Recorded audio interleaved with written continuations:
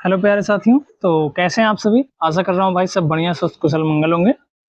तो आज हम लोगों को जो आधुनिक भारत के इतिहास जो हम लोग बीपीएससी का प्रीवियस ईयर क्वेश्चन करने हैं, उसमें हम लोग आधुनिक भारत के इतिहास में जो है आज क्या देख रहे होंगे, आधुनिक भारत में जो है शिक्षा का विकास क्या देख रहे होंगे भाई। आधुनिक भारत में जो है शिक्षा का विकास और बाकी चीजों को जो है हमने इसके पहले जो भी विद्रोह हुए 1857 की क्रांति और भी सारी की चीजों को जो है हमने देख लिया। कंपनी का शासन, वायसराय, गवर्नर जनरल, इन सबके जो भी कार्यकृत थे ये सब कुछ हमने जो है इसके पहले देख लिया है। ठीक है, आज हमारा जो होगा वो जो है वुड के जो है यहाँ से होगा आधुनिक भारत के जो है शिक्षा का विकास। और जैसा कि आप सभी लोग को पता है भाई कि एक क्लास हो रही है प्रीवियस ईयर की जो कि मैम कराती हैं, जियोग्राफी भी मैम करा रही है ना, और पॉलिटी की भी उनकी क्लास जल्दी आने वाली है पीपीएससी के लिए। ठीक है, एक दो दिनों में वो भी आप लोगों को देखने को मिलेगी, तो आप लोग जो है उनको भी देख लिया करिए। ये जो है सुबह 11 बजे आती है। ये कितने बजे आती है भाई? ये जो है सुबह जो है कितने बजे आती है भाई? 11 बजे। ये कितने बजे आती है भाई? सुबह 11 बजे आती है। और मैम की क्लास कितने बजे आएगी? तो भाई मैम की क्लास जो है वो 2 बजे आती है। कितने बजे आती है? दोपहर में जो है वो 2 बजे आती है। और ये जो है 11 बजे क्लास आती है। तो इन दोनों क्लासेस को आप लोग पूरा का पूरा देख लिया करो भाई। और ये दोनों क्लासेस डेली आती हैं। ठीक है, चलिए हम लोग देखते हैं इसमें क्या है। वुड के 1854 में जो है प्रेषण के संबंध में निम्नलिखित में इस कथनों पर विचार कीजिए। इसने जो उच्च अध्ययन के लिए शिक्षा के माध्यम के रूप में जो है अंग्रेजी की सिफारिश की। ये तो भाई सही है भाई, सिफारिश की थी। इसने जो है महिला शिक्षा और व्यावसायिक प्रशिक्षण पर जोर दिया। ये भी जो है सही है। मतलब भाई 1 और 2 दोनों सही है। हाँ भाई बिल्कुल सही।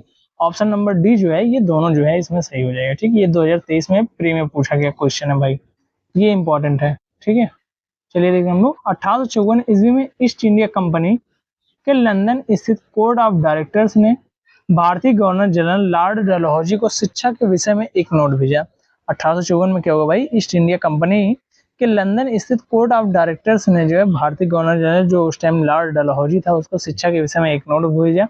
अतः इसके प्रत्युत्तर में कंपनी के बोर्ड ऑफ कंट्रोलर यानी कि जो नियंत्रक मंडल था के अध्यक्ष चार्ल्स वुड द्वारा जुलाई 1854 ईस्वी में एक नीति पत्र जारी किया गया, जिसे जो है वुड्स डिस्पैच या वुड का नीति पत्र या घोषणा पत्र कहा जाता है भाई। ये 1854 में हुआ था, ये इंपॉर्टेंट है, ये डेट याद रखना। कहा जाता है इस घोषणा पत्र में भारत में भावी शिक्षा के लिए एक व्यापक योजना जो है तैयार की, जिसे जो है भारत में अंग्रेजी शिक्षा का मैग्ना कार्टा कहा जाता है। इस घोषणा पत्र में जो है भारत में भावी शिक्षा के लिए एक व्यापक योजना तैयार की, जिसे भारत में अंग्रेजी शिक्षा का क्या कहा जाता है भाई? मैग्ना कार्टा कहा जाता है। वुड घोषणा पत्र में निम्नलिखित सिफारिशें की, मतलब कौन कौन सी जो है सिफारिशें की थी उसने।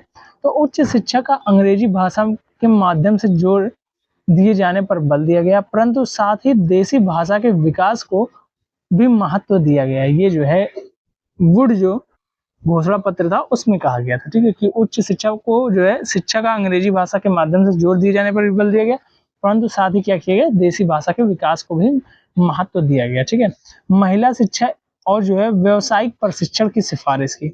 महिला शिक्षा और व्यावसायिक प्रशिक्षण की क्या की भाई? इसने सिफारिश की। लंदन विश्वविद्यालय की तर्ज पर तीनों प्रेसिडेंसीज यानी कि तीनों जो प्रेसिडेंसियां थी, कलकत्ता, मुंबई और मद्रास में एक एक विश्वविद्यालय की स्थापना करने के लिए इसने कहा भाई। इस जो पत्र में क्या कहा गया कि भाई एक एक विश्वविद्यालय की स्थापना की जाए, जैसे लंदन में विश्वविद्यालय है उसी तरीके से यहाँ तीनों प्रेसिडेंसियों में जो है एक एक विद्यालय स्थापित किया जाए, विश्वविद्यालय। ठीक है, शिक्षकों के प्रशिक्षण के लिए अध्यापक प्रशिक्षण संस्थान की स्थापना की जाए। ठीक है, तो इस प्रकार से हमारा वही ऑप्शन नंबर सही हो जाता है। ठीक है, मैकाले ने भारतीय शिक्षा पर अपना प्रसिद्ध मिनट्स कब जारी किया? मैकाले ने भारतीय शिक्षा पर अपना प्रसिद्ध जो है मिनट्स कब जारी किया था? तो भाई 2 फरवरी 1835 को। कब जारी किया था भाई? 2 फरवरी 1835 को मैकाले ने भारतीय शिक्षा पर अपना प्रसिद्ध मिनट्स जो है वो पारित किया था। ठीक है, भारत में शिक्षा के माध्यम को लेकर छिड़े प्राच्य पाश्चात्य विवादों को दूर करने के लिए विलियम बेंटिक ने अपने काउंसिल में एक विधि सदस्य मैकाले को 1834 में general committee of public instruction का प्रधान नियुक्त किया। भाई ये देखो इसमें इंपॉर्टेंट क्या हो जाएगा कि भारत में शिक्षा के माध्यम को लेकर, एक मिनट रुकना भाई, क्या हुआ कि भाई भारतीय शिक्षा के माध्यम से क्या हुआ? अब देखो एक बार इसको फिर से देखो। भारत में जो है शिक्षा के माध्यम को लेकर पिछड़े प्राच्य पाश्चात्य विवादों को दूर करने के लिए विलियम बेंटिक ने अपने काउंसिल में एक विधि सदस्य मैकाले को जो है 1834 ईस्वी में general committee of public instruction का प्रधान नियुक्त किया। भाई जो विलियम बेंटिक था उसको जो अपने काउंसिल के सदस्य जो है, विलियम बेंटिक जो था उसने जो है अपना जो काउंसिल था उसमें जो है विधि सदस्य मैकाले को जो है 1834 में शामिल किया। ठीक है, किसमें जो है भैया शामिल किया था, का प्रधान किसका प्रधान नियुक्त किया था, general committee of public instruction का प्रधान इसको नियुक्त किया गया था मैकाले को 1834 ईस्वी में। ठीक है, जिसका कार्य जो है भाषा संबंधी विवादों पर अपना निर्णय प्रस्तुत करना था। मैकाले ने 2 फरवरी 1835 को जो है अपना स्मरणार्थ या फिर मिनट जो है प्रस्तुत किया था। कब प्रस्तुत किया था भाई, 2 फरवरी, एक सेकंड रुकना, माइक ऑन है, हाँ ठीक है। मैकाले ने 2 फरवरी 1835 को अपना ये दिया था। ठीक है, मिनटार्थ जो है वो प्रस्तुत किया था या फिर जो है मिनट प्रस्तुत किया था, स्मरणार्थ जो है वो प्रस्तुत किया था। ठीक है, जिसमें जो है भारतीय भाषा और साहित्य की तीखी आलोचना की गई, जिसमें भारतीय भाषा की आलोचना की गई और जो है साहित्य की भी आलोचना की गई। मैकाले द्वारा प्रस्तुत स्मरणार्थ की मुख्य सिफारिशों को गवर्नर जनरल बेंटिक ने 7 मार्च 1835 को स्वीकार कर भारत में उच्च शिक्षा का माध्यम जो है अंग्रेजी को बनाया गया।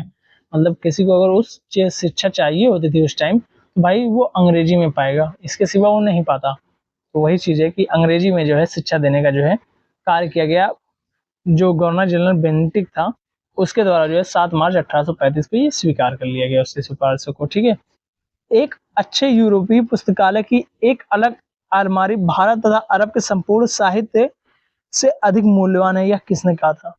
एक अच्छे यूरोपीय पुस्तकालय की एक अलमारी भारत तथा अरब के संपूर्ण साहित्य से अधिक मूल्यवान है, ये किसने कहा था भाई, तो टीबी मैकाले ने कहा था। भाई टीबी मैकाले ही ऐसा चीजें कहता था कि भारतीयों का साहित्य खराब है, ये खराब है, एजुकेशन खराब है, वो खराब, ये चीजें मैकाले ही कहता था। तो ये चीज याद रखनी, ठीक है। भारत में आधुनिक शिक्षा प्रणाली की नींव 1835 ईस्वी के मैकाले के मिनट्स द्वारा रखी गई थी। मैकाले का मानना था कि यूरोप के एक अच्छे पुस्तकालय की एक अलमारी का तख्त भारत और अरब के समस्त साहित्य से अधिक मूल्यवान है। मैकाले ने भारतीय संस्कृति की उपेक्षा करते हुए उसे अंधविश्वासों का भंडारा बताया। मैकाले भारतीयों में जो है पाश्चात्य शिक्षा के प्रचार के साथ एक ऐसे समूह का निर्माण करना चाहता है जो रंग एवं रक्त से तो भारतीय हो पर विचारों एवं रुचि एवं बुद्धि से क्या हो भाई, वो अंग्रेज हो, ऐसी जो है वो चीजें लाना चाहता था भारत में। ठीक है भाई, समझ रहे हो किस प्रकार की वो चीजें लाना चाह रहा था भारत में। लेकिन भाई क्या ही कहोगे, भारत धीरे धीरे आजादी की तरफ आगे बढ़ता चला गया और भारत आजाद हो गया। लेकिन अभी भी कुछ के माइंड में वो चीजें माइंडसेट में आ गई हैं। ठीक है, बहुत लोगों के माइंड में। ठीक है, भारत में आधुनिक शिक्षा प्रणाली की नींव द्वारा रखी गई। भारत में जो आधुनिक शिक्षा की प्रणाली है वो किसके द्वारा जो है उसकी नींव पड़ी थी, तो 1835 के मैकाले मिनट्स के द्वारा। 1835 के जो है मैकाले मिनट्स के द्वारा जो है भारत में आधुनिक शिक्षा की नींव पड़ी थी। क्या पड़ी थी भाई, भारत में आधुनिक शिक्षा की नींव पड़ी थी। ठीक है, चलिए आगे देखते हैं हम लोग। एक सेकंड रुक जाओ। 1854 का वुड पैच जो है वो किससे संबंधित है, तो प्रयुक्त में से एक से अधिक आधुनिक शिक्षा भारत में विश्वविद्यालयों की स्थापना, इन सबसे जो है ये संबंधित है। ठीक है, 1854 में वुड डिस्पैच को भारतीय शिक्षा का मैग्ना कार्टा कहा जाता है। 1854 के जो है वुड डिस्पैच जो था उसको भारतीय शिक्षा का मैग्ना कार्टा कहा जाता है। इसमें आधुनिक शिक्षा पर बल दिया गया। इसमें जो है लंदन विश्वविद्यालय की तर्ज पर तीनों प्रेसिडेंसी शहरों जैसे बम्बई, कलकत्ता और मद्रास में विश्वविद्यालय की क्या की गई, स्थापित करने का प्रावधान था। प्रत्येक प्रांत में जो है लोक शिक्षा विभाग की स्थापना की सिफारिश का निर्देश था। प्रत्येक जो प्रत्येक जो प्रांत है उसमें लोक शिक्षा विभाग की स्थापना करने का जो है सिफारिश का निर्देश दिया गया था। इस कारण से जो है ऑप्शन डी हमारा जो है वो सही हो जाता है। ठीक है, बनारस हिंदू विश्वविद्यालय की स्थापना किस वर्ष हुई थी, भाई ऑन तो है, हाँ। बनारस विश्वविद्यालय हिंदू विश्वविद्यालय की स्थापना जो है 1916 में हुई थी। कब हुई थी बनारस हिंदू विश्वविद्यालय की, यानी कि BHU, इस टाइम जिसको हम लोग क्या कहते हैं BHU, उसकी स्थापना कब हुई थी भाई, तो उसकी स्थापना जो है वर्ष 1916 में हुई थी। कब हुई थी भाई, एक सेकंड भाई, पता नहीं क्या हो गया है, मेरे हाथ में पेन काफी हो रहा है। बनारस हिंदू विश्वविद्यालय की स्थापना किस वर्ष हुई, तो वह जो है 1916 में हुई थी। बनारस हिंदू विश्वविद्यालय की स्थापना वर्ष 1916 में पंडित मदन मोहन मालवीय ने की थी। ये मोस्ट इंपॉर्टेंट क्वेश्चन है भाई कि आखिरकार किसने की थी। मदन मोहन मालवीय ने बनारस हिंदू विश्वविद्यालय की स्थापना की थी। इसकी स्थापना संसदीय विधान बीएचयू अधिनियम 1915 के अंतर्गत की गई। इसकी स्थापना किस प्रकार से की गई, तो संसदीय विधान जो है बीएचयू जो अधिनियम था 1915, उसके तहत जो 1916 में बनारस हिंदू विश्वविद्यालय की स्थापना की गई थी। ठीक है। 1902 में लॉर्ड कर्जन ने 2 भारतीय सदस्यों को सम्मिलित करते हुए एक विश्वविद्यालय आयोग गठित किया। वे कौन थे भाई, मतलब 1902 में जो है क्या किया गया था, लॉर्ड कर्जन ने जो है 2 भारतीय सदस्यों को सम्मिलित करते हुए एक आयोग बनाया था। वो कौन सा आयोग था, एक विश्वविद्यालय आयोग गठित किया गया था। किसके द्वारा, लॉर्ड कर्जन के द्वारा। उसमें आखिरकार कौन कौन शामिल थे, तो सैयद हुसैन बिलग्रामी और जो है न्यायमूर्ति गुरुदास बनर्जी, ये दोनों व्यक्ति जो है उसमें शामिल थे। ठीक है। इसकी व्याख्या देखते हैं हम लोग। वाइसरॉय लॉर्ड कर्जन ने शैक्षिक सुधारों के तहत वर्ष 1902 में सर थॉमस रैले की अध्यक्षता में एक विश्वविद्यालय आयोग का गठन किया था। इस आयोग के सदस्यों में 2 भारतीय सदस्यों सैयद हुसैन बिलग्रामी और न्यायमूर्ति गुरुदास बनर्जी को नियुक्त किया गया था। इस आयोग द्वारा दिए गए सुझावों के आधार पर भारतीय विश्वविद्यालय अधिनियम 1904 पारित किया गया था। इस आयोग के द्वारा जो है कौन से सुझाव दिए गए थे, जो भारतीय विश्वविद्यालय अधिनियम जो है ये पारित किया गया था, जो भी इसने सुझाव दिए थे उसके आधार पर। ठीक है, 1904 में। आगे देखते हैं, 1904 में भारतीय विश्वविद्यालयों पर कड़े नियंत्रण लागू करते हुए भारतीय विश्वविद्यालय अधिनियम पारित किया था। तो भाई वो कौन था, लॉर्ड कर्जन था भाई। ऊपर अभी देख सकते हो, ऊपर बताया मैंने भाई, लॉर्ड कर्जन था। ये देख सकते हो, बीपीएससी सीडीपीओ प्री में 2005 में ये पूछा गया प्रश्न है। लॉर्ड कर्जन 1899 से 1905 ईस्वी तक भारत का वाइसरॉय रहा। उसने जो है अपने शासनकाल के दौरान शैक्षिक सुधारों के लिए वर्ष 1902 में सर थॉमस रैले की अध्यक्षता में एक विश्वविद्यालय आयोग का गठन किया। लॉर्ड कर्जन था भाई। ये कब से कब तक भारत का वाइसरॉय रहा, तो ये 1899 से 1905 तक, मतलब 6 वर्षों तक लॉर्ड कर्जन जो है, इसी को दुर्जन भी कहा जाता है, ये जो है भारत का वाइसरॉय रहा था। उसने अपने शासनकाल के दौरान क्या किया था, शैक्षिक सुधारों के लिए जो है वर्ष 1902 में सर थॉमस रैले की अध्यक्षता में एक विश्वविद्यालय आयोग का गठन किया। आयोग द्वारा दिए गए सुझावों के आधार पर क्या किया गया, वर्ष 1904 में भारतीय विश्वविद्यालय अधिनियम पारित किया गया। आयोग ने जो भी सुझाव दिए उसके आधार पर 1904 में क्या किया गया, भारतीय विश्वविद्यालय अधिनियम पारित किया गया। इस अधिनियम के आधार पर विश्वविद्यालयों पर जो है सरकारी नियंत्रण बढ़ गया। मतलब समझ रहे भाई, ये जो अधिनियम आया था भारतीय विश्वविद्यालय अधिनियम 1904 में, इसके तहत क्या हुआ कि जो भी विद्यालय थे उन पर जो है सरकारी जो है अधिकार जो है नियंत्रण जो है वो बढ़ गया था। मतलब अब सरकार जो है उस पर जो है ज्यादा देख रेख कर सकती थी, उसके बारे में पूछताछ, ये सब कुछ सारी की सारी चीजें कर सकती थी। ठीक है। लॉर्ड कर्जन द्वारा किस वर्ष इंडियन यूनिवर्सिटी एक्ट जो है वो पारित किया गया था, तो 1904 में। भाई वही चीज इंग्लिश में दे दिया, थोड़ा सा हिंदी को भी इंग्लिश वर्जन में दे दिया, जिससे आप लोग थोड़ा सा कंफ्यूज हो, लेकिन आप कंफ्यूज नहीं होंगे, एग्जाम में छक्के छोड़ा के आएंगे क्वेश्चन के। ठीक है, चलिए आगे देखते हैं। 1817 में कलकत्ता में हिंदू कॉलेज की स्थापना किसने की थी, तो डेविड हेयर ने की थी। किसने की थी भाई, कलकत्ता में हिंदू कॉलेज की स्थापना, विश्वविद्यालय में कह रहा हूँ भाई, कलकत्ता में हिंदू कॉलेज की स्थापना किसने की थी भाई, डेविड हेयर ने की थी। वर्ष 1817 में कलकत्ता में हिंदू कॉलेज की स्थापना महाराजा राधाकांत देव, डेविड हेयर, राधाकांत देव और जो है भैया कौन थे, दीवान बैद्यनाथ मुखर्जी आदि ने जो है की थी भाई। इतने लोगों का इसमें नाम है भाई 1817 में। तो इसको जरूर से देख कर जाना कि आखिरकार कितने लोगों का नाम है। तो इसमें जो है 4 लोग, महाराजा राधाकांत देव हो जाएगा, और जो हो जाएगा डेविड हेयर हो जाएगा, राधाकांत देव, और जो है दीवान बैद्यनाथ मुखर्जी आदि ने जो है मिलकर जो है कलकत्ता में हिंदू कॉलेज की स्थापना की थी। कब की थी, 1817 में की थी। राजा राम मोहन राय भी इस कॉलेज की स्थापना से जुड़े थे भाई। ये भी इंपॉर्टेंट हो जाएगा कि ऐसा कौन सा कॉलेज है जिसकी स्थापना से राजा राम मोहन राय जी जुड़े थे, तो कलकत्ता में हिंदू कॉलेज जो कि 1817 में बना था उससे संबंधित राजा राम मोहन राय जी भी हैं। ठीक है। कलकत्ता में फोर्ट विलियम कॉलेज की स्थापना, कलकत्ता में फोर्ट विलियम कॉलेज की स्थापना जो 1800 ईस्वी में सिविल सेवकों को भारतीय भाषाओं में प्रशिक्षित करने हेतु की गई थी। कलकत्ता में जो है फोर्ट विलियम कॉलेज की स्थापना क्यों की गई थी, क्योंकि भाई जो 1800 ईस्वी में जो है सिविल सेवकों को जो है भारतीय भाषाओं में प्रशिक्षित करने के लिए जो है क्या किया गया था भाई, कलकत्ता में फोर्ट विलियम कॉलेज की स्थापना की गई थी। कलकत्ता में ईस्ट इंडिया कंपनी के तत्कालीन गवर्नर जनरल वेलेस्ली द्वारा फोर्ट विलियम कॉलेज की स्थापना की गई। मतलब भाई जो कलकत्ता था उसमें ईस्ट इंडिया कंपनी का शासन चल ही रहा था, मतलब पूरे भारत में लगभग चल रहा था। उस टाइम जो तत्कालीन गवर्नर था वो गवर्नर जनरल कौन था? विलेजली था। उसके द्वारा जो है फोर्ट विलियम कॉलेज की स्थापना की गई और फोर्ट विलियम कॉलेज के गठन से जो है संबंधित कानूनी प्रशासनिक विनियम 10 जुलाई 1800 को जो है स्वीकृत हुए, जबकि कॉलेज की औपचारिक स्थापना 4 मई 1800 को की गई। मतलब भाई 10 जुलाई को तो ये स्वीकृत किए गए प्रशासनिक विनियम, लेकिन आखिरकार स्थापना कब हुई? तो स्थापना जो है माना जाता है कि वो औपचारिक स्थापना तो वो जो है 4 मई 1800 को ही माना जाता है, ना कि 10 जुलाई 1800 को। ठीक है, इस कॉलेज की स्थापना का मुख्य उद्देश्य क्या था? ब्रिटिश सिविल सेवकों को जो है भारत में प्रशासन हेतु फारसी और हिंदुस्तानी भाषाओं की शिक्षा देना। मतलब जो ब्रिटिश सिविल सेवक थे, पहले यहाँ भारत से थे नहीं सिविल सेवक, तो ब्रिटिश से जो आए हुए थे उनको जो है भारतीय भाषाओं में जो है ज्ञान देना था।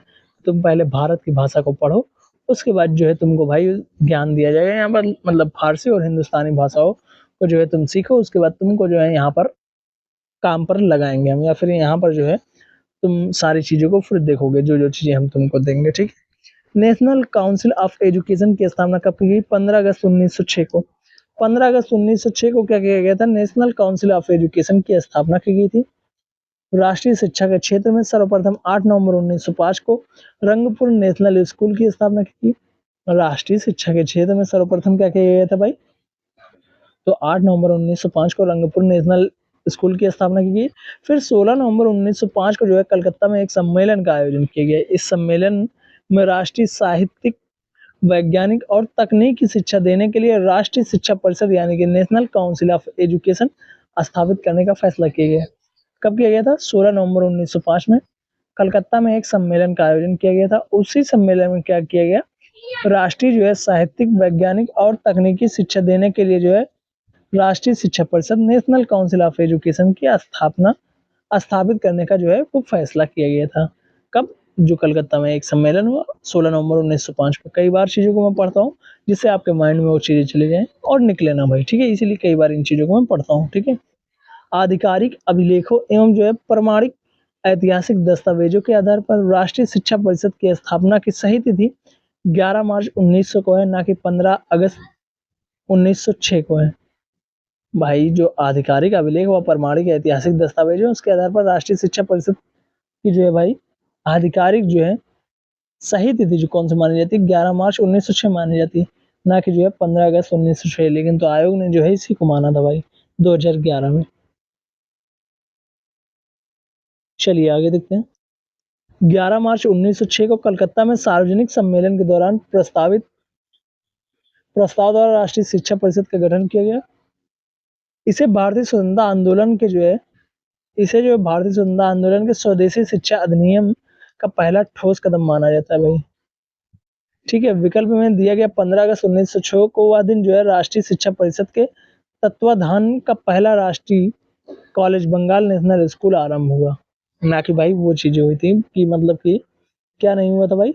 नेशनल काउंसिल ऑफ एजुकेशन की स्थापना नहीं हुई थी, बल्कि जो है राष्ट्रीय शिक्षा परिषद के तत्वाधीन पहला कॉलेज जो है राष्ट्रीय कॉलेज बना था। ठीक है, चलिए आगे देखते हैं हम लोग। Question number 13। 1885 ईस्वी में डब्ल्यू.सी. बनर्जी द्वारा इंगित भारतीय राष्ट्रीय कांग्रेस के जो है निम्न उद्देश्यों में से कौन सा सही नहीं था?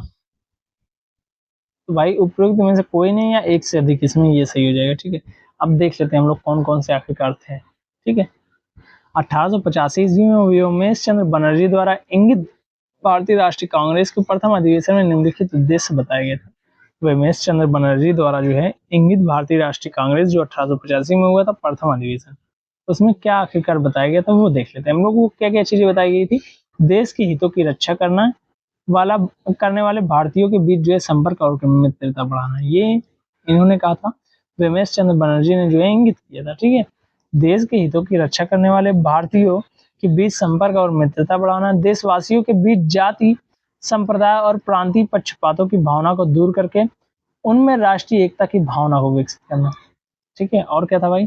शिक्षित वर्ग को जो है पूर्ण सम्मति सिर्फ महत्वपूर्ण और आवश्यक सामाजिक विषयों पर जो है विचार प्रकट करना। शिक्षित वर्ग की पूर्ण सम्मति से महत्वपूर्ण एवं आवश्यक सामाजिक विषयों पर जो है विचार प्रकट करना। चौथा क्या था, यह निर्धारित करना कि आगामी वर्षों में भारतीय लोकहित के लिए किस दिशा में और किस आधार पर कार्य करें, ये भी जो है इन्होंने कहा था। ज्ञातव्य है कि सामाजिक मुद्दों को प्रारंभ में जो है कांग्रेस के मंच से नहीं उठाए जाने का प्रावधान या व्यवस्था थी। सामाजिक जो मुद्दे थे भाई, वो जो है पहले ऐसा नहीं था कि इनसे डायरेक्ट उठा दिए जाते थे, इनके मंच से पहले इनके मंच से डायरेक्ट नहीं उठाए जाते थे, लेकिन बाद में धीरे धीरे उठाए जाने लगे इनके डायरेक्ट मंच से। पहले जो है भाई ये लोग गुपचुप तरीके से काम किया करता था, सरकार मतलब ब्रिटिश सरकार के खिलाफ में जो है उतनी ज्यादा चीजें ऐसे बगावत के रूप में नहीं करते थे, प्रत्यक्ष रूप से। ठीक है, शिक्षा में सुधार हेतु तो ब्रिटिश सरकार ने सैडलर विश्वविद्यालय आयोग कब नियुक्त किया है। ठीक है, शिक्षा में सुधार हेतु ब्रिटिश सरकार ने सैडलर विश्वविद्यालय आयोग कब नियुक्त किया था, तो 1917 में। कब किया था भाई, 1917 में ये जो है आयोग गठित किया गया। सैडलर आयोग कलकत्ता विश्वविद्यालय आयोग जिसको कहा जाता है, शिक्षा संबंधित था। वर्ष 1917 में भारत सरकार ने कलकत्ता विश्वविद्यालय की संभावनाओं के अध्ययन और रिपोर्ट के लिए एक आयोग नियुक्त किया। Doctor M.I. सैडलर जो लीड्स विश्वविद्यालय के उप कुलपति थे, इसकी अध्यक्ष जो है नियुक्त की गई। इसके क्या किए गए थे वो भाई, अध्यक्ष जो है वह नियुक्त किए गए थे। क्या किए गए थे, इसके अध्यक्ष जो है ये नियुक्त किए जाते हैं। इस आयोग का यह विचार था कि विश्वविद्यालय शिक्षा का सुधार करना है तो माध्यमिक शिक्षा का सुधार आवश्यक है। मतलब भाई डायरेक्ट तो विश्वविद्यालय का सुधार हो नहीं जाएगा, पहले माध्यमिक, पहले जड़ें तो मजबूत करोगे तभी तो भाई टहनियां मजबूत होंगी, तभी तो शाखाएं मजबूत हो। जब जड़ ही नहीं मजबूत रहेगा, टहनियां और शाखाएं मजबूत करोगे तो भाई जड़ ही पेड़ से उखड़ जाएगा, तो आखिरकार टहनियां और ये सब कुछ मजबूत करके करोगे ही क्या। वही चीजें हैं, वही चीजें इस आयोग का काम था कि जो है पहले जो है माध्यमिक शिक्षा में सुधार किया जाए, ना कि विश्वविद्यालय शिक्षा में सुधार। इसने जो है वर्ष 1904 ईस्वी में विश्वविद्यालय अधिनियम की कड़ी निंदा की और यह भी बताया कि इससे जो है कॉलेज तथा विश्वविद्यालय शिक्षा का ठीक ठीक समन्वय नहीं हो सकता। इसके द्वारा कलकत्ता में एशियाटिक सोसाइटी की स्थापना की गई, तो सर विलियम जोन्स के द्वारा। सर विलियम जोन्स के द्वारा कलकत्ता में एशियाटिक सोसाइटी की स्थापना की गई थी। किसके द्वारा, सर विलियम जोन्स के द्वारा। कलकत्ता में एशियाटिक सोसाइटी की स्थापना 1784 ईस्वी में सर विलियम जोन्स द्वारा की गई थी। इस संस्था के तहत अनेक महत्वपूर्ण भारतीय ग्रंथ और जो है अंग्रेजी में अनुवाद हुआ। इस शिक्षा के तहत क्या हुआ था भाई, कलकत्ता में एशियाटिक सोसाइटी की स्थापना के तहत क्या हुआ था 1784 ईस्वी में सर जोन्स ने, तो विलियम जोन्स ने इसकी स्थापना की थी, लेकिन इसके तहत इस संस्था के तहत हुआ क्या था, तो हुआ ये था कि भारतीय जो ग्रंथ है उनका जो है अंग्रेजी में अनुवाद किया गया। तो सुन लो भाई, भारतीय ग्रंथ या ये सब कुछ चीजें खराब थी उस टाइम, लोग कहते हैं, तो भाई अगर खराब होती तो वो लोग अंग्रेजी में उसका अनुवाद करते क्यों, आखिरकार उसको पढ़ते क्यों। ठीक है, आधुनिक भारत में जो है प्रेस का विकास किस प्रकार से हुआ, ये चीजें इंपॉर्टेंट है। भारत में मीडिया को नियंत्रित करने के लिए एक्ट कब पारित किए गए थे, तो 1835 में, 1867 में और जो 1878 में और 1908 में। ऑप्शन नंबर ए जो है हमारा सही हो जाएगा। इतनी बार जो है एक्ट पारित किए गए थे। ठीक है, चलिए देखते हैं हम लोग। सरकार की दमनकारी नीतियों को उजागर करने वाले समाचार पत्रों को नियंत्रित करने के लिए 1835 में प्रेस एक्ट का ऐलान किया गया। ठीक है, प्रेस एक्ट का जो है ऐलान किया गया भाई कब, सरकार की जो दमनकारी नीतियों को उजागर करने वाले जो समाचार पत्र थे, मतलब जो सरकार को कृत कर रही थी इस टाइम, जैसे देख लो कर रही हैं सरकारें, उसी टाइम से उस टाइम जो कर रही थी सरकारें कुकृत, उनको जो उजागर करने के लिए कुछ पत्र चल रहे थे, समाचार पत्र चले थे, और उन समाचार पत्रों को नियंत्रित करने के लिए 1835 में क्या लाया गया, प्रेस एक्ट लाया गया। ठीक है, इसके पश्चात प्रेस और पुस्तकों का पंजीकरण अधिनियम 1967 पारित किया गया। वायसराय लॉर्ड लिटन ने जो है 1878 में वर्नाकुलर प्रेस एक्ट पारित किया, जिसके तहत बिना सरकार की इजाजत के कोई पत्र नहीं निकाला जा सकता जिसमें अंग्रेजी सरकार की आलोचना हो। भाई समझ रहे हो, वर्नाकुलर प्रेस एक्ट किसने निकाला था, लॉर्ड लिटन। किसने निकाला था, वाइस रॉय जो है लॉर्ड लिटन ने जो है 1878 ईस्वी में जो है वर्नाकुलर एक्ट प्रेस एक्ट जो है ये पारित किया था। कब किया था, 1878 ईस्वी में। तो ये इंपॉर्टेंट है, इसको जरूर से देख लेना। ठीक है, जिसमें जो है अंग्रेजी शिक्षा सरकार की आलोचना हो। ठीक है, इसके अतिरिक्त प्रेस पर नियंत्रण का एक्ट जो है लॉर्ड मिंटो ने 1908 में पारित किया। इसके अतिरिक्त जो है प्रेस पर नियंत्रण का एक्ट जो है लॉर्ड मिंटो ने कब पारित किया था?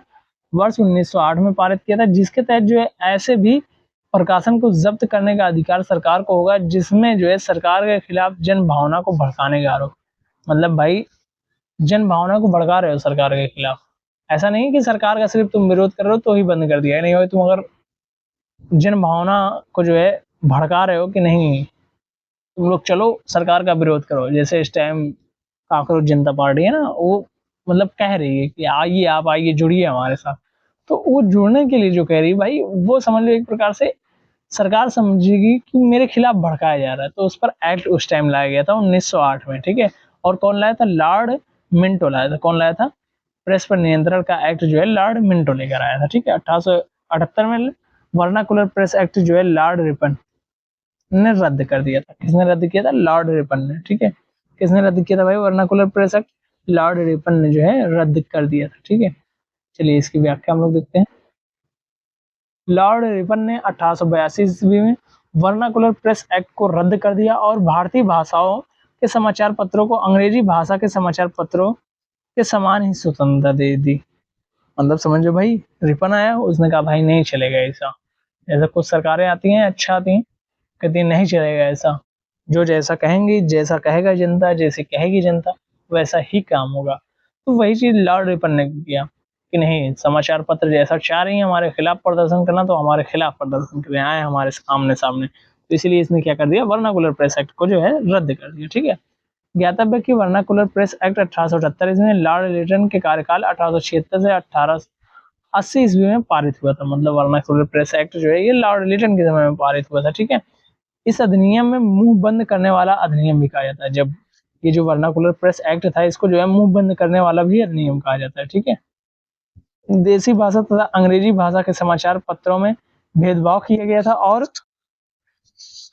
इसमें जो अपराधी को अपील करने का अधिकार नहीं था भाई। मतलब जिसको अपराधी ठहरा दिया जाता कि तुमने ये समाचार पत्र में ऐसा किया है, ये लिखा है, तो वो अपील नहीं कर सकता था। इस एक्ट द्वारा किसी जिले का जो है कोई मजिस्ट्रेट या किसी नगर के प्रेसिडेंसी नगर के पुलिस आयुक्त जिसकी जो है स्थानीय अधिकार सीमा के अंतर्गत कोई समाचार मुद्रित या प्रकाशित किया जाता है, यह अधिकार था कि वह किसी भी भारतीय भाषा के समाचार पत्र से बंद पत्र पर हस्ताक्षर करवा ले कि वह कोई भी ऐसी सामग्री नहीं छापे जो सरकार विरोधी हो भाई। मतलब कानून इस प्रकार से तलवे चाटने लगी थी, ठीक है। कानून का विरोध करने वाले मुद्रालयों की जमानत को रद्द कर सकता था। कानून का जो है विरोध जो लोग करते कि नहीं तुम नहीं कर सकते ऐसा, हम छापेंगे, तुमको जो करना है करो, तो भाई वो जब्त कर सकता था भाई। मुद्रालयों की जमानत जो है वो जब्त हो सकती थी, ठीक है। इस अधिनियम के अधीन जो है सोम प्रकाश, भारत मिहिर, ढाका प्रकाश, साक्षर तथा अनेक अन्य समाचार पत्रों के विरुद्ध जो है मामले दर्ज किए गए। सोम प्रकाश, भारत मिहिर, ढाका प्रकाश, साक्षर और भी अन्य जो समाचार पत्र थे उनके विरुद्ध जो है वो मामले दर्ज किए गए। वर्नाकुलर प्रेस एक्ट के मामले में कौन सा सही है? वर्नाकुलर प्रेस एक्ट के मामले में जो है भाई वो कौन सा जो है वह सही हो जाता है। इसने जो है लॉर्ड लिटन द्वारा अधिनियमित किया गया था, ये बिल्कुल सही भाई वर्नाकुलर प्रेस एक्ट। इसे जो है गैगिंग अधिनियम के रूप में जाना जाने लगा, तो भाई जो है ये भी सही है। इस अधिनियम को जो है लॉर्ड रिपन ने निरस्त कर दिया था, ये भी सही है भाई, ठीक है। ऑप्शन ए इसमें हमारा सही हो जाएगा। इस प्रकार से लॉर्ड लिटन ने 1878 ईस्वी में वर्नाकुलर प्रेस अधिनियम लागू किया जिसने जो है सरकार को तथाकथित सरकार विरोधी सामग्री प्रकाशित करने वाले समाचार पत्रों को जब्त करने की शक्ति दी। धातव्य यानी कि ज्ञात है कि अंग्रेजी भाषा के समाचार पत्र को इस अधिनियम में छूट दी गई थी और अधिनियम के प्रावधानों के अनुसार उन्हें विनियमित नहीं किया गया था। वर्नाकुलर प्रेस अधिनियम के अनुसार किसी भी मजिस्ट्रेट या पुलिस आयुक्त के पास यह अधिकार था कि वह समाचार पत्र के किसी भी प्रिंटर या प्रकाशक को एक निश्चित प्रकार की सामग्री न छापने का आदेश दे सकता था और आपत्तिजनक समझी जाने वाली किसी भी मुद्रित सामग्री को जब्त कर सकता था। इस अधिनियम को गैंगिंग एक्ट का उपनाम दिया गया। भाई समझ लो इसी अधिनियम को क्या कहा गया? गैंगिंग एक्ट का उपनाम दिया गया। इस अधिनियम की सबसे निकृष्टतम विशेषताएं कौन सी थी? अंग्रेजी और जो है स्थानीय प्रेस के बीच भेदभाव, अपील का कोई अधिकार नहीं, ये जो है क्या भाई थी निकृष्टतम जो है इसकी विशेषताएं थी। इसकी क्या थी भाई? ये बहुत ही ज्यादा निकृष्टतम जो है थी, ठीक है। चलिए आगे देखते हैं।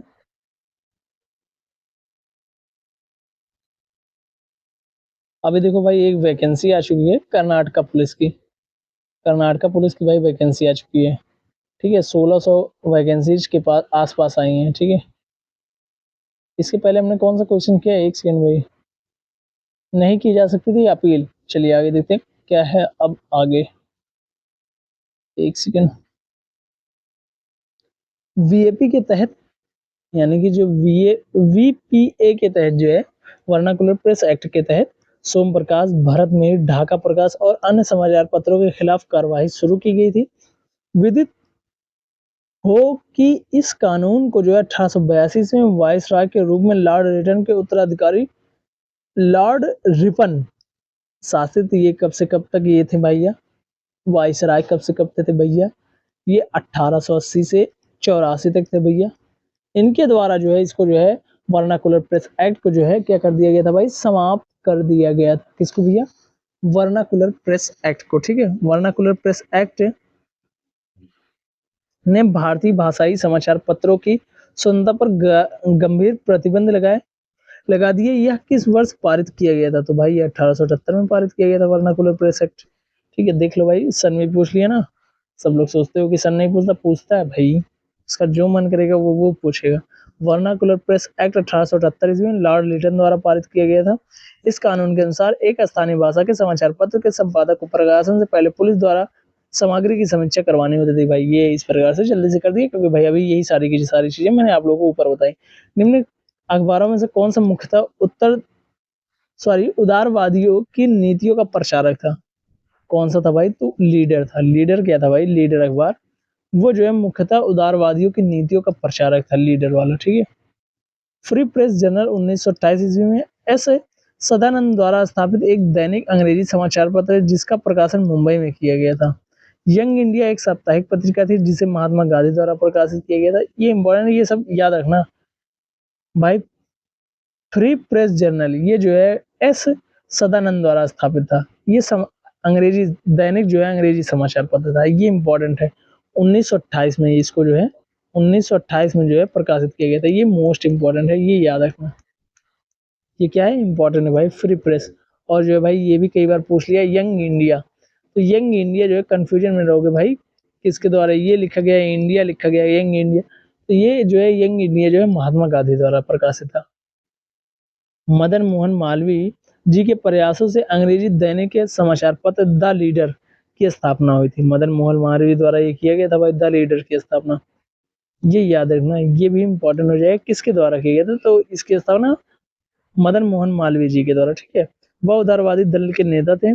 इसके माध्यम से उदारवादी अपनी नीतियों का प्रचार करते थे। इसके माध्यम से क्या करते थे, उदारवादी जो है अपनी नीतियों का जो है वह जो है प्रचार करते थे। क्या करते थे भाई, वह जो है इसका प्रचार करते थे, ठीक है, अपनी नीतियों का क्या करते थे, अपनी नीतियों का जो है वो प्रचार करते थे, ठीक है। चलिए आगे देखते हैं हम लोग। निम्न में से कौन एक राष्ट्रवादी समाचार पत्र नहीं है, तो the times of India, the times of India जो है ये क्या था भाई, राष्ट्रवादी समाचार पत्र नहीं था। The times of India British सरकार का समर्थक था, ना कि राष्ट्रवादी। द हिंदू, द बंगाली और मराठा यानी कि महाराष्ट्र प्रमुख राष्ट्रवादी समाचार पत्र थे। द हिंदू, बंगाली, द बंगाली और जो है दी महाराष्ट्र यानी कि मराठा जो समाचार पत्र था, ये जो है ये सब राष्ट्रवादी समाचार पत्र थे। बाकी द टाइम्स ऑफ इंडिया जो है ये ब्रिटिश सरकार का समर्थन करने वाला था, ना कि जो है भारत, ठीक है। आगे क्या है, एशियाटिक सोसाइटी ऑफ बंगाल की स्थापना जो है किसके द्वारा की गई थी, तो सर विलियम जोन्स के द्वारा। किसके द्वारा, सर विलियम जोन्स के द्वारा, जोन्स के द्वारा की गई थी। किसके द्वारा भाई, ये जोन्स के द्वारा की गई थी। किसके द्वारा, सर विलियम जोन्स के द्वारा जो है इसकी स्थापना की गई थी।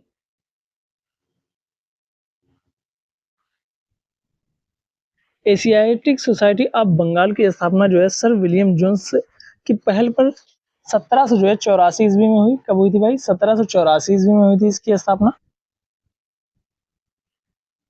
कब होती है इसकी स्थापना भाई, तो वह जो है 1784 ईस्वी में होती है। कब होती है इसकी स्थापना, 1784 ईस्वी में इसकी स्थापना हुई। सोसाइटी का नाम जो है पिछली 2 शताब्दियों के दौरान कई बदलावों से गुजरा, जैसे कि the Asiatic Society of Bengal. Asiatic Society of Bengal की स्थापना सर विलियम जोन्स की पहल पर 1784 में हुई।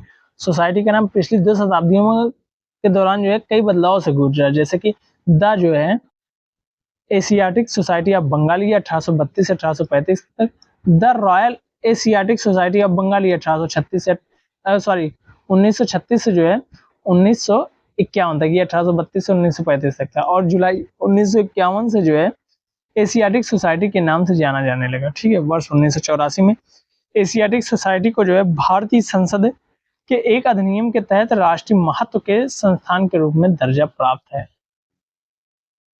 1784 में एशियाटिक सोसाइटी ऑफ बंगाल का आरंभ किसने किया था? तो भाई विलियम जोन्स ने किया था। किसने किया था भाई? विलियम जोन्स ने किया था। ठीक है, मुद्रण यंत्र को भारत में 16वीं सदी के मध्य में पहली बार कौन लाए? तो जो है भाई पुर्तगाली मिशनरी लाए। मुद्रण यंत्र की जो है भारत की 16वीं सदी के मध्य पहली बार कौन लाया, यानी कि प्रेस वगैरह, वो कौन लाया था भाई? तो वह जो है पुर्तगाली मिशनरी लाई थी। ठीक, भारत में 16वीं सदी के मध्य मुद्रण यंत्र की पहली बार जो है पुर्तगाली जेसुइट मिशनरी गोवा में लेकर आए थे भाई। ठीक है, राष्ट्रवादियों के दैनिक समाचार पत्र द इंडियन नेशन का प्रकाशन कब आरंभ हुआ था? तो इसका आरंभ जो है भाई 1931 में हुआ था। कब हुआ था? 1931 में हुआ था। राष्ट्रवादियों के दैनिक समाचार पत्र द इंडियन नेशन का प्रकाशन कब हुआ था? तो 1931 में हमें देखने को मिलता है। ठीक है, कौन सा पत्र? राष्ट्रवादियों के दैनिक समाचार पत्र द इंडियन नेशन का प्रकाशन। ठीक है, 1931 में। द इंडियन नेशन एक स्वतंत्र राष्ट्रवादी दैनिक समाचार पत्र था जो newspaper and publication private limited द्वारा बिहार की राजधानी पटना से प्रकाशित किया जाता है। ये मोस्ट इंपॉर्टेंट हो जाएगा क्योंकि भाई ये बिहार से रिलेटेड क्वेश्चन है, तो ये इंपॉर्टेंट हो जाएगा। द इंडियन नेशन एक स्वतंत्र राष्ट्रवादी दैनिक समाचार पत्र था। ये याद रखना, ये कौन सा साप्ताहिक नहीं था, ये दैनिक समाचार पत्र था, द इंडियन नेशन। ठीक है, जो newspaper and publication private limited द्वारा बिहार की राजधानी पटना से प्रकाशित किया जाता था। इस दैनिक समाचार पत्र का प्रकाशन वर्ष 1931 में प्रारंभ हुआ था। ठीक है, भारत में मीडिया को नियंत्रित करने के लिए एक्ट कब पारित किए गए थे? तो 1835, 67, 78 और 1908। ठीक है, वही चीज देखो, प्रश्न को किस तरीके से घुमा दिया भाई। ठीक है, वही जो चीजें मैंने पहले बताई थी वही चीजें इसको देखो फिर से घुमा कर दे दिया। ठीक है, घुमा कर जो है फिर से दे दिया। 1835 का प्रेस अधिनियम को जो है मेटकॉफ अधिनियम के नाम से भी जाना जाता है। जो 1835 में प्रेस अधिनियम आया था उसको जो है मेटकॉफ जो है अधिनियम के नाम से भी जाना जाता है। यह एक महत्वपूर्ण अधिनियम था जिसने भारतीय प्रेस पर लगे पूर्व की प्रतिबंधों को हटा दिया। प्रेस और पुस्तकों का पंजीकरण अधिनियम 1867 ईस्वी में पारित किया गया। वायसराय जो है लॉर्ड लिटन ने 1878 ईस्वी में वर्नाकुलर प्रेस एक्ट पारित किया, जिसके तहत बिना सरकार की इजाजत के कोई देसी भाषा में प्रकाशित समाचार पत्र नहीं निकाला जा सकता था जिसमें अंग्रेजी सरकार की आलोचना हो। इसके अतिरिक्त समाचार पत्र अधिनियम लॉर्ड मिंटो ने 1908 ईस्वी में पारित किया है। इस अधिनियम को सरकार के विरुद्ध बढ़ती उग्र भावनाओं, कटु आलोचनाओं तथा उग्र दल के उदय एवं जो विकास से निपटने के लिए लाया गया था इस एक्ट को, जो कि लॉर्ड मिंटो के द्वारा 1908 में लाया गया था। ठीक है, अमेरिका में फ्री हिंदुस्तान अखबार किसने शुरू किया था? तो तारक नाथ दास जी ने। अमेरिका में फ्री हिंदुस्तान नामक जो है अखबार किसने शुरू किया था? तो तारक नाथ दास जी ने किया था। ठीक है, उत्तरी अमेरिका महाद्वीप जो है वैंकूवर में फ्री हिंदुस्तान नामक मासिक पत्रिका जर्नल तारक नाथ दास ने जो है शुरू किया था। ठीक है, इस अखबार ने भारतीय राष्ट्रीय कांग्रेस की संभावित भविष्य की भूमिका बारे में निम्नलिखित लिखा। खाली स्थान हमारे देश की भावी संसद का केंद्र और हमारे देशवासियों के लिए अकल्पनीय परिणाम की भलाई की ओर जो है ले जाएगा। ये द इंडियन मिरर ने लिखा था। ये किसने लिखा था भाई? ये द इंडियन मिरर ने लिखा था। भारतीय राष्ट्रीय कांग्रेस के संभावित भविष्य की भूमिका के बारे में उपयुक्त लेख जो है द इंडियन मिरर जो है अखबार ने अपने जनवरी 1886 के अंक में लिखा था। ठीक है, नीचे दिए गए विकल्पों में राष्ट्रवादी समाचार पत्रों द हिंदू, केसरी, बंगाली और जो है हिंदुस्तानी सुधारक के संपादकों के नाम का जो है सही नियोजन ज्ञात कीजिए। तो इसमें हमारा ऑप्शन नंबर कौन सा सही रहेगा भाई? इसमें तो भाई द हिंदू, द हिंदू के कौन थे भाई? सी जी सुब्रमण्यम, जी जो है सुब्रमण्यम अय्यर, ये क्या थे भैया? ये इसके थे, द हिंदू के। और जो है केसरी के जो है भाई बाल गंगाधर तिलक, ठीक है। ऑप्शन नंबर सी, अभी तक 2 ऑप्शन ये सही बैठ रहे हैं। अब आगे देखते हैं। और जो है द बंगाली, द बंगाली के कौन थे भैया? तो सुरेंद्र नाथ बनर्जी। इसमें गंगा प्रसाद हो गया भाई, ये ऑप्शन हमारा गलत हो जाएगा। आगे देखते हैं कौन सा हो जाएगा। ये आला हमारा सुरेंद्र नाथ बनर्जी, ये हमारा सही हो जाएगा। देख लेते हैं अब इसको किसने किसका संपादन किया था, ठीक है। द हिंदू जो है जी सुब्रमण्यम अय्यर के द्वारा, केसरी जो है बाल गंगाधर तिलक के द्वारा, द बंगाली सुरेंद्र नाथ बनर्जी के द्वारा, हिंदुस्तानी गंगा प्रसाद वर्मा के द्वारा, सुधारक जो है गोपाल कृष्ण गोखले के द्वारा, ठीक है। द हिंदू जी सुब्रमण्यम अय्यर के द्वारा, केसरी बाल गंगाधर तिलक के द्वारा, द बंगाली सुरेंद्र नाथ बनर्जी के द्वारा, हिंदुस्तानी गंगा प्रसाद वर्मा के द्वारा, सुधारक जो है गोपाल कृष्ण गोखले के द्वारा, ठीक है। चलिए आगे देखते हैं। क्वेश्चन नंबर 15, समाचार पत्र को संपादक से मिलाना, ठीक है। फ्री हिंदुस्तान, फ्री हिंदुस्तान जो है वो भाई तारकनाथ के द्वारा, अमेरिका में पता ही है भाई। इंडियन ओपिनियन, इंडियन ओपिनियन जो है ये भाई महात्मा गांधी जी के द्वारा, किसके द्वारा? महात्मा गांधी जी के द्वारा। वॉइस ऑफ इंडिया ये दादा भाई नौरोजी के द्वारा। द बंगाली ये सुरेंद्र नाथ बनर्जी के द्वारा। सुरेंद्र नाथ बनर्जी आखिरकार जो है बंगाल वाले रीजन में ज्यादा फेमस थे, इस प्रकार से याद रखना, तो सुरेंद्र नाथ बनर्जी हो गए। वॉइस ऑफ इंडिया जो है दादा भाई नौरोजी, इंडियन ओपिनियन महात्मा गांधी, और जो है फ्री हिंदुस्तान जो है तारकनाथ के द्वारा। ऑप्शन नंबर जो है 20 में हमारा सही हो जाएगा इस प्रकार से, ठीक है। अब जो है सामाजिक एवं धार्मिक सुधार आंदोलन है, क्या भाई? सामाजिक एवं धार्मिक सुधार आंदोलन, इसको जो है हम लोग कल वाली क्लास में देखेंगे। आज के लिए बस इतना ही। थैंक यू सो मच, मिलते हैं नेक्स्ट क्लास में। तब तक के लिए बाय, टाटा, सी यू। और क्लास कैसी लगी कमेंट करके जरूर से बताना, और चैनल को भाई सब्सक्राइब कर लेना, ठीक है। Thank you so much.